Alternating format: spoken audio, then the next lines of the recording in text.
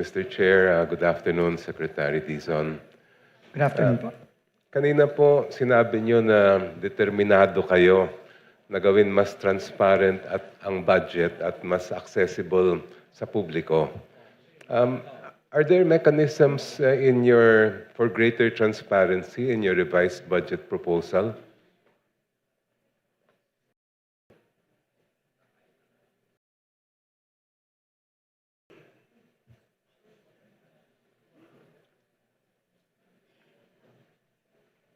Mr. Chairman, I have been informed, in the operating budget of the department, there is budget, for example, for upgrading for IT systems for greater transparency, which we commit to do. For example po, isa po sa mga na-discover ko, pagpasok ko is, meron pong konting mga issues dun sa project monitoring systems ng DPWH.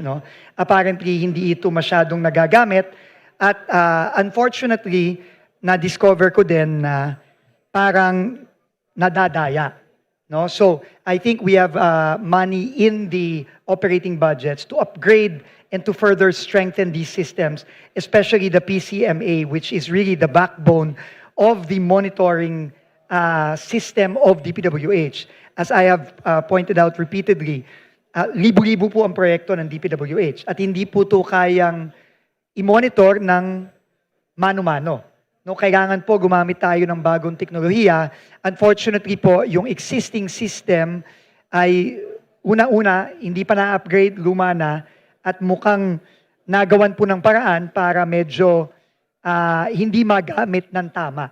So we have apparently budget for that to upgrade these systems and allow them to address the current shortcomings of the system that unfortunately have been taken advantage of in the past.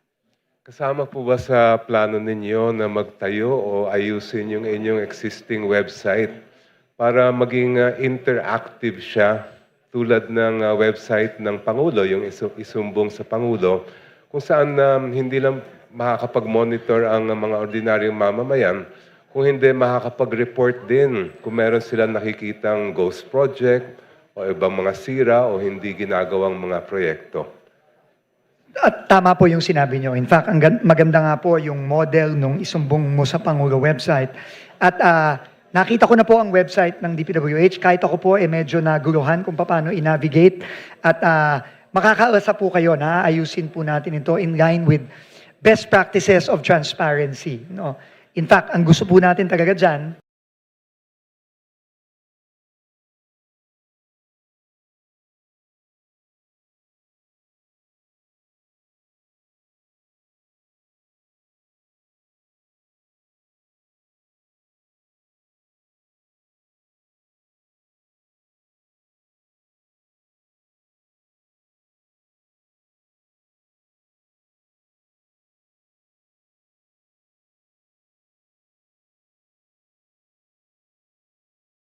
is ma-publish, region per region, province per province, lahat po ng mga proyekto.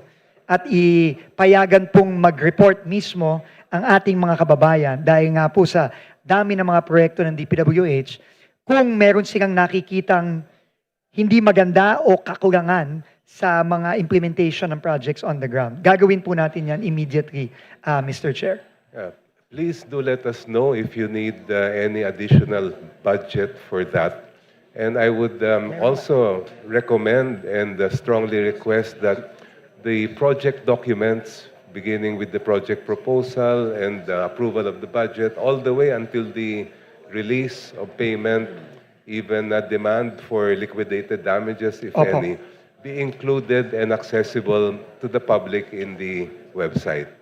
Opo, thank you very much po, Mr. Chairman. At we will greatly appreciate this po. Kasi po talaga, ang nakita po natin dito talaga is, there is, unfortunately, there is really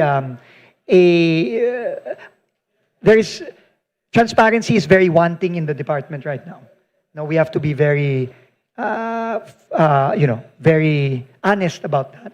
And hindi na po excuse ngayon dahil nandiyan na po ang teknolohiya, nandiyan na po ang best practices. Kasama na rin po dyan yung launch ng ating Pangulo na isumbong sa Pangulo website.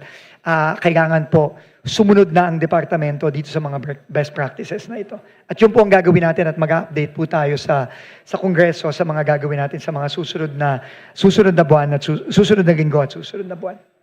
Speaking of transparency, there are proposals by the CSOs for government, not just the DPWH, but the entire executive department, to create a transparency server where all budget matters, including kung magkaroon ng budget insertions, ay ilalagay doon at ma-access ng publiko. Would you be in favor of that, Secretary Vince? Absolutely, Mr. Chairman. So we have your commitment. if You that have happens. my commitment personally, and you will have the commitment of the department to work with, especially with our CSOs and our stakeholders, our local stakeholders, on ensuring transparency. Kanina din po sinabi niyo na kailangan niyo ng tulong ng mga CSOs, mga komunidad sa pag-monitor ng flood control and other infra projects. Does your revised budget proposal have any mechanisms for CSO and community participation in monitoring flood control and other infra projects? I've been informed po na meron. But just to give you as an example po, Mr. Chairman, kahapon po nung nasa La Union po kami ni Mayor Benji Magalong, ang actually nag-report po nung proyektong binisita namin kahapon ay isang civil society organization in La Union. And in fact, nag-propose po sila ng MOA between that particular CSO and the DPWH. And gagawin po namin yon, Mr. Chairman, and we are more than willing to do the same for other CSOs all over the country po. Ay, maganda po yun.